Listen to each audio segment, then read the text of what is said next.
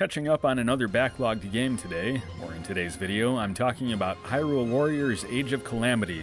Maybe kind of needing a Zelda fix or something while we all wait for Breath of the Wild 2. If you haven't played Hyrule Warriors before it, or any of the Dynasty Warriors games courtesy of developer Koei Tecmo and produced by Omega Force, very interestingly, the same developer-producer combo of a favorite N64 game from my younger days, card here, which I didn't care too much for in my nearly 40 days now. Probably the first thing to note if you're not familiar or missed out on these games is that this is not at all your typical Zelda game, and I've had a few friends in the past who actually hated the first one, thinking it was the next big mainline Zelda title.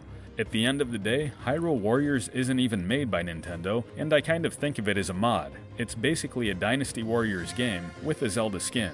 In this case, a Breath of the Wild skin, but the beauty is that you've got the voice actors here, tons of fan service and nods to Breath of the Wild, and you get some pretty flashy moves.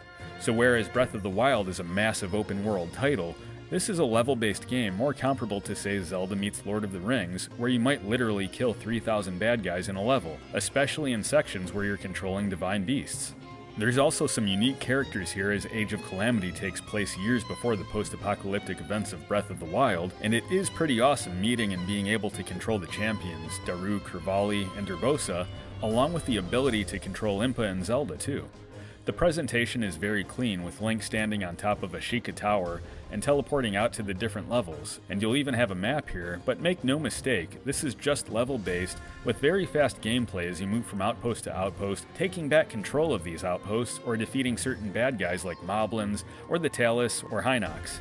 There are also shops available, like the dye shop or blacksmith shop, where you can change the color of your clothes or armor, or fuse weapons together, and there are other shops like the military camp where you can pay to level your characters up. Now these aren't shops you are physically going to in a big beautiful open world, as much as just an interface of click here and buy the stuff, so you'll get back to the main levels pretty quickly. The graphics are just as nice as Breath of the Wild's, and you'll get some very flashy effects in all of the characters' movesets, especially when you trigger a weak point smash or any of the characters' special moves when you fill up the gauge in the upper left of the screen. You can also equip different weapons like swords, spears, or bow and arrows to name a few, and every character can use Sheikah moves also, which a very cool attention to detail is that they actually are different for every character. Where Link will throw multiple bombs at once for Sheikah bombs, Daruk will pull out one giant one and throw it. Just like Breath of the Wild, you can guard and sidestep and backflip around and even paraglide in some instances, you just can't jump here. And also like Breath of the Wild, you can even trigger a flurry rush, which is very useful on some of the tougher enemies. Now many times, some of the main baddies don't offer much of a challenge. If you stand still in front of them, especially on the easier setting, they might hesitate a good 30 seconds before even attacking.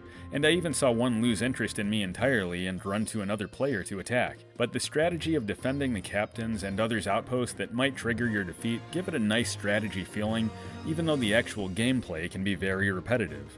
Some of the same voice actors from Breath of the Wild sound like they're here, like Link and Zelda, so if you liked them in Breath of the Wild, you'll like them here, and if you didn't, you won't like them here. And there's some nice narration between levels too. They vanquished the monsters in Korok Forest, where the legendary blades slept. All 4 of the pilots were to take part. Zelda, seeking data to help calibrate the divine beasts, accompanied them. As did Link, for he always stayed by the princess's side. You'll also hear some familiar tracks like from the Korok Forest section. Age of Calamity controls nicely too, with most of the combinations of moves being a simple press Y 5 times in a row or press X 5 times in a row or alternate between the two. But then you can use the Sheikah powers like Magnesis, Stasis, Bombs, and you can also use wands if you find them. It's fast and fluid, and it makes for very easy pick-up and play sessions. Personally, I won't play more than a couple levels at a time, because it can get to be a bit repetitive, but at the same time, it is nice to get a little Zelda fan service while we're all waiting for Breath of the Wild 2.